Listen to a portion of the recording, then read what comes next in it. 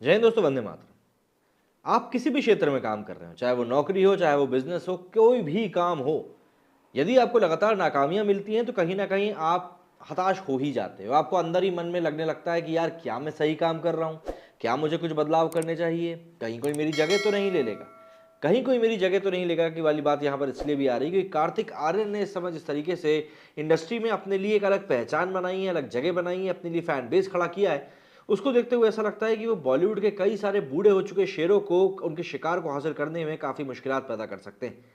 भूल भुलैया 2 जब कार्तिक आर्यन को मिली थी तब भी काफ़ी सुगबुगाहट हुई थी, और अब ऐसे में जब दबी जुबान में ये बात सामने आ रही है कि हेरा फेरी 3 में भी अक्षय कुमार का पत्ता कार्तिक आर्यन ने साफ कर दिया है, तो ऑब्वियस सी बात है यहाँ पर कार्तिक आर्यन के बारे में बात करनी अब अहम होती जा रही है, क्योंकि अक्षय कुमार का हो सकता है बचा हुआ करियर कार्तिक आर्यन खाने में जुट जाए। लगातार नाकामियों और तमाम दूसरी वजहों से अक्षय कुमार का करियर बेपटरी होता नजर आ रहा है।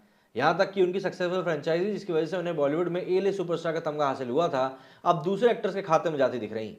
वहां दूसरा कोई एक्टर नहीं बल्कि कार्तिक आर्यन है। कार्तिक ने अक्षय की एक और ब्लॉकबस्टर फ्रेंचाइजी हथिया ली, और वो भी एक ऐसे वक्त हथियाई जब शायद अक्षय के डामाडोल हो रहे करियर में इसकी सबसे ज्यादा जरूरत थी। भूल भुलैया अक्षय की फिल्म थी, लेकिन तमाम वजहों से मेकर्स ने दूसरा पार्ट कार्तिक आर्यन के साथ बनाया। हेरा फेरी भी अक्षय की ही फिल्म थी, और चर्चा थी कि तीसरे पार्ट में वही नजर आएंगे।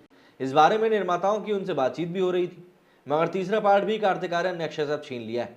और माना जा सकता है कि भूल भुलैया 2 में जिस तरह कार्तिक ने प्रदर्शन किया था और फिल्म ने विपरीत हालात के बावजूद सिनेमाघरों में दर्शकों को खींच लिया था, खिलाड़ी कुमार की तमाम ब्लॉकबस्टर कॉमिक फ्रेंचाइजी फिल्में कार्तिक के पास जा सकती हैं। कैसे हेरा फेरी 3 से इसे समझना मुश्किल नहीं। देखिए, सीधी सी बात है, बॉलीवुड हंगामा के सूत्रों ने बताया है कि फिरोज नाडियावाला हेरा फेरी 3 को जल्द से जल्द बनाना चाहते हैं। वे इसे अक्षय के साथ ही बनाना चाहते थे, मगर भूल भुलैया 2 की कामयाबी के बाद उनकी नज़र कार्तिक आर्यन पर भी थी, और वे अक्षय के साथ साथ कार्तिक के साथ भी प्रोजेक्ट को लेकर कुछ हफ्तों से बातचीत कर रहे थे। सोर्सेज ने बताया कि अक्षय से बात बन जाती, मगर उसमें दूसरी चीजें भी रोड़ा बन गई। अक्षय की फीस और प्रोजेक्ट को लेकर शर्तें। असल में अक्षय ने हेरा फेरी 3 के लिए निर्माताओं से करीब 90 करोड़ रुपए की मोटी फीस कोट करी। बात फीस पर की नहीं थी, खिलाड़ी कुमार ने 90 करोड़ की फीस के साथ साथ प्रॉफिट में भी हिस्सा मांग लिया था। दूसरी तरफ सक्सेसफुल फ्रेंचाइजी पर कार्तिक की भी नजर थी। वे 30 करोड़ रुपए की फीस लेकर काम करने को तैयार थे। बावजूद इसके फिरोज नाडियावाला अपने प्रोजेक्ट को लेकर सैटेलाइट और डिजिटल प्लेयर्स के पास भी पहुंचे।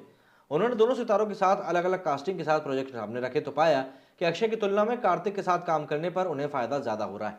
वैसे भी एक्टर की सैलरी के फ्रंट पर ही देखें तो सीधे सीधे तौर पर निर्माताओं को 60 करोड़ का फायदा हो रहा था।